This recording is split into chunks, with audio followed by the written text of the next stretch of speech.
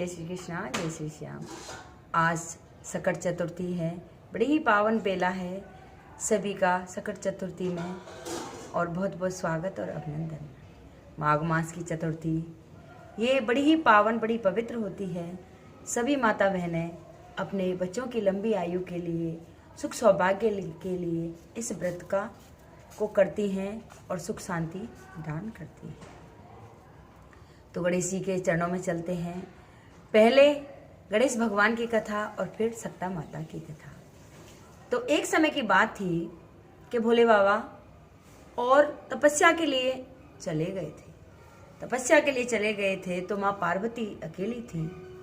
तो एक दिन वो क्या कर रही थी कि अपने शरीर पर उकटन लगा रही थी। तो उकटन से उन्होंने एक बड़ा ही सुंदर और एक बालक जैसा अब बना दिया। तो उसने अपने तेज प्रताप से पार्वती माँ ने और उसमें जान डाल दी। तो बड़ा ही सुंदर, बड़ा ही गुणवान और वो बच्चा बन गया। तो पार्वती माँ कहने लगी कि बेटा तू मेरा पुत्र है और मेरी हर आज्ञा का पालन तुझे करना होगा। तो जो माँ कहती वही वो करते। तो एक दिन क्या होता है कि माँ पार्वती कहती है कि बेटा मैं स्नान के लिए जा रही हूँ और आप इस द्वार पर खड़े रहना और किसी को भी अंदर मत आने देना। तो गणेश जी भगवान तो थे ही और वहाँ अड़ के डंडा लेके और खड़े हो जाते हैं द्वारपाल बनकर, और माँ अंदर स्नान गृह में स्नान कर रही थी। तो इधर महादेव जी की तपस्या पूर्ण हो जाती है और महादेव जी आते हैं। तो अंदर जाने के लिए जैसे ही प्रवेश करते हैं तो वो उन्हें मना कर देते हैं कि आप अंदर नहीं जा सकते। तो भोले बाबा बहुत तेज क्रोधित होते हैं, उन पर गुस्सा करते हैं कि यहाँ से मेरा मार्ग छोड़ दो और यहाँ से हट जाओ।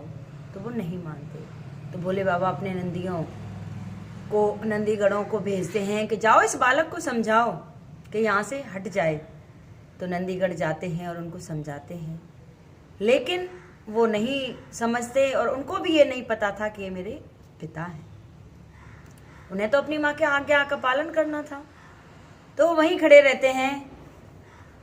तो जब ज़्यादा ज़बरदस्ती करते हैं तो गणेश जी भगवान उन पर प्रहार कर देते हैं। तो मूर्छित होकर गिर जाते हैं। तो जब भोले बाबा को गुस्सा आता है और गुस्सा आकर और वो अपना त्रिशूल उठा लेते हैं और गणेश पर वार कर देते हैं।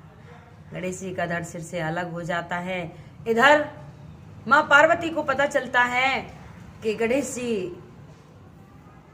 के साथ कोई दुर्घटना हो गई है, क्योंकि माँ जब कोई बच्चे के साथ कोई दुर्घटना होती है तो माँ को पहले पता चल जाता है।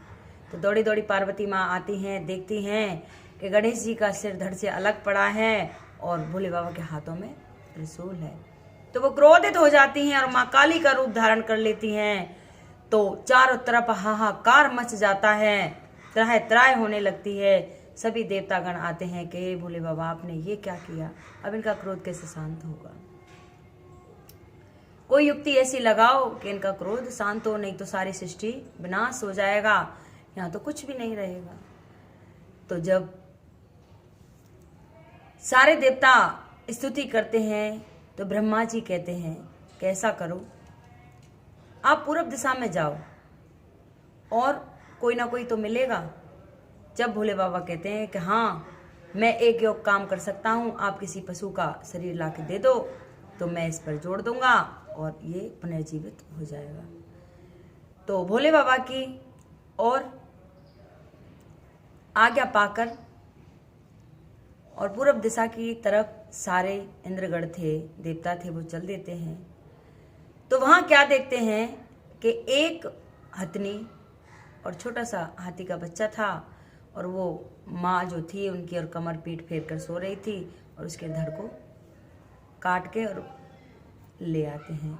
तो कहते हैं ना कि जब बच्चे को जन्म दे माँ या कभी भी हो तो उससे कभी भी पीट फेर के नहीं सोना चाहिए। अगर पीट फेर के माँ सो जाती है तो अब माँ की जो भी अपने बच्चे पर शक्तियाँ होती हैं वो सारी खत्म हो जाती हैं। तो जैसे ही हाथी का सिर ले जाते हैं, ले जाके और उस बच्चे को ऊपर रखते तो पुनर्जीवित हो जाता है। सारे देवता उनको अच्छे अच्छे आशीर्वाद देते हैं और माता शांत हो जाती है और प्रथम पूज्य गणेश का वरदान मिल जाता है। जब बच्चा सही हो जाता है, उनको गणेश का स्थान मिल जाता है, तो माँ पार्वती भी खुशी हो जाती हैं और माँ पार्वती के प्रभाव से गणेश जी अच्छे व स्वस्थ हो जाते हैं। तो बोलिए विघ्नहर्ता गणेश भगवान की जय। तो अब आती है सकटा माँ की कथा, सकट चौथ की कथा। तो एक माँ बेटा थे और उसका जो बेटा था वो ग्वालिया का वालिया था। जंगल से लकड़ियां काट के लाते थे और उन्हें बेचते और बेच के जो धन उन्हें मिलता और उन्हीं से अपना पालन पोषण किया करते थे। लेकिन जो उसकी माँ थी वो क्या करती थी कि जब चौथ आती तो उसमें से थोड़ी सी लकड़ियां बचा लेती और उनको बेच देती और उनसे थोड़ी सी सामग्री इकट्ठा करती और चूरमा बनाती। चूरमे के 5 लड्डू वो बनाया करती थी। ऐसे समय व्यतीत होता चला गया और सकट चौथ आई। जब सकट चौथ आई तो वो एक पड़ोसन के, उसका बेटा पड़ोसन के घर गया था। पड़ोसन के घर गया था, वहां देखा तो उसने चूरमे के लड्डू बन रहे हैं। जब चूरमे के लड्डू बन रहे हैं तो वो देख के बन के, अरे आप तो चूरमा बना रही हो? कि हाँ मैं चूरमा बना रही हूँ। कि तेरी माँ तो हर चौथ के दिन चूरमा बनाती है, तुझे नहीं देती? तो वो कहता है हाँ देती है। कि तुझे पता है वो चूरमा कैसे बनाती है? कि मुझे नहीं पता। कि जो तू जंगल से लकड़ियां काट के लाता है और उसमें से थोड़ी लकड़ियां बचा लेती है और उन्हें बेचकर और वो चूरमा बनाती है हर चौथ के दिन। तो अब ये बातें सुनकर उस लड़की को बड़ा गुस्सा आ जाता है। गुस्सा आ जाता है तो वो अपने घर आता है और माँ से कहता है कि माँ, मैं इतनी मेहनत करके और लकड़ियां काट के लाता हूँ और आप उसे छुपाकर और वो बेच देती हो, और जब ये चौथ का व्रत करती हो और चूरमे बनाती हो, या तो आज मैं ही रहूंगा या चौथ माता का व्रत ही रहेगा। तो वो माँ कहती है कि बेटा, मैं चौथ माता का व्रत नहीं छोड़ सकती, तुझे छोड़ सकती हूँ। तो वो बेटा गुस्सा हो जाता है, क्रोधित हो जाता है और घर से निकलने की धमकी दे देता है। जब घर से निकलने की धमकी देता है तो वो कहती है माँ कि बेटा, मैं सकट चौथ का व्रत करती हूँ और ये थोड़े से अनाज के दाने हैं, तू ये अपने साथ ले जा। नहीं मान रहा है तो तू जा रहा है, और जहां भी तेरे पे कोई विपत्ता आए या संकट आए तो इसमें से थोड़े से दाने बिखेर देना और कह देना चौथ माता मेरी रक्षा करे। तो अब तो वो गुस्सा में घर से निकल देता है, वो गेहूं के दाने साथ में ले लेता है। अब चलता चलता और आगे चलता है तो उसको एक नदी मिलती है और वो खून से भरी नदी चलती है।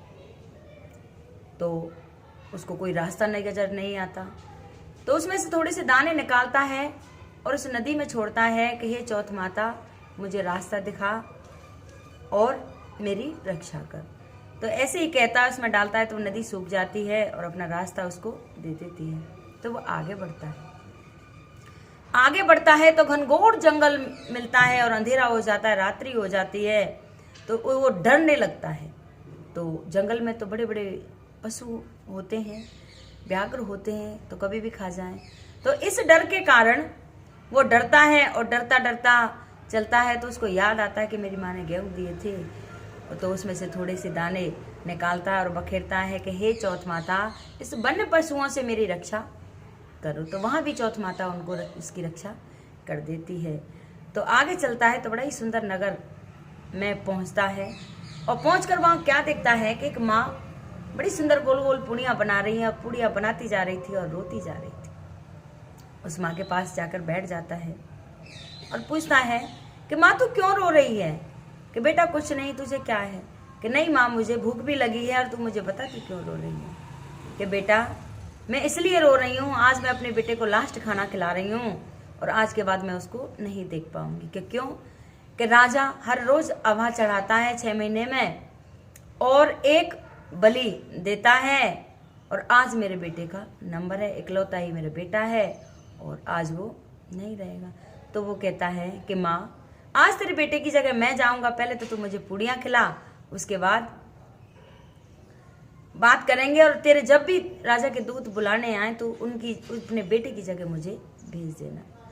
तो वो मन में सोचती है कि मैं इस अनजान आदमी को कैसे भेज दूं अपने बेटे की जगह? बेटा तू पूड़ियाँ तो खा ले। पर उसके मन में यही बात रहती है, मैं इसको कैसे भेज दूं। तो जहां वो राजा वो लड़का उस माँ का सोता था, वहीं वो लड़का सोया रहता है। तो जो राजा के जो दूत आते हैं उनसे पहले ही वो लड़का खड़ा हो जाता है। खड़ा होकर कहता है, माँ मेरा डंडा और खड़ामू दे दो। कि बेटा तू क्यों जग गया? कि नहीं मैं माँ, मेरा डंडा खड़ामू दे दो। तो माँ सोचती है कोई बात नहीं, ये चला जाएगा तो सही रहेगा, क्यों मैं किसी माँ के लाल को और उस जोखिम भरे काम में जाए जो जिंदगी खराब हो जाएगी। तो उसके डंडा खड़ामू देते, इधर से राजा के दूध आ जाते हैं और उसको पकड़ ले जाते हैं और हवा में उसको चढ़ा देते हैं। अब तो 3-4 रोज होते हैं, तो वहां कुछ बच्चे खेलते हैं। तो खेलते खेलते आवाज आती है उसमें से, एक पत्थर बच्चे उसके ऊपर डाल देते हैं। करे धीरे, इसमें मेरे लग जाएगी, मैं बैठा हूं। तो दौड़े दौड़े बच्चे और राजा को ये खबर देते हैं कि इसमें तो वो आपका हवा पक गया है और आवाज आ रही है। तो राजा को विश्वास नहीं होता, राजा अपने दूतों को भेजता है। अब दूत वहां आते हैं राजा के, तो वहां देखते हैं तो चारों तरफ सोने के कल से भरे हुए हैं और हवा पक चुका है। और धीरे धीरे उन कलशों को उठाते हैं तो उसमें अंदर जौ बिखरे हुए हैं, क्योंकि वो तो पहले ही प्रण करके बैठा था, हे सकटा माता, हे मैया रानी मेरी रक्षा करना। 2 बार तो मेरे संकट को टाल दिया, ये तीसरा संकट है। तो वहां भी वो अपने गेहूं बखेर देता है। तो सकट चौथ की कृपा से और उसको कुछ नहीं होता। तो देखे तो बीच में लड़का बैठा है और चारों तरफ हरे हरे जौ बीज रहे हैं। तो ये बात राजा को बताते हैं, तो राजा को विश्वास नहीं होता। राजा लौट के आता है खुद कि मैं खुद देखने जाऊंगा। जैसे ही राजा वहां आता है तो अपनी आंखों से देखता है तो आश्चर्यचकित हो रह जाता है कि कहाँ तो ये अब 6 महीने में नहीं पकता था, अब ये 3 दिन में पक गया, क्या बात है। तो वो लड़का खड़ा होकर बोलता है कि ये मेरी माँ व्रत करती थी, ये सब सारी सकट चौथ का प्रभाव है जिसके कारण आज मैं यहाँ जीवित हूँ। तो राजा कहता है मुझे विश्वास नहीं होता कि ये सकट चौथ का प्रभाव है, मैं तेरी परीक्षा लूंगा।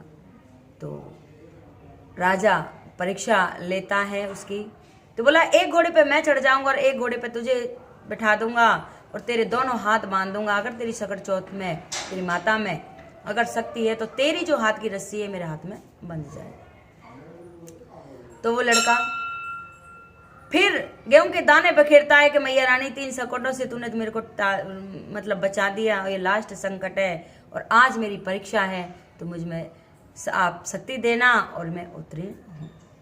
तो वो गेहूं के दाने मुट्ठी में ले लेता है और जैसे ही उस पर बैठता है तो उसके हाथ की रस्सी खुल के और राजा के हाथों में बंध जाती है।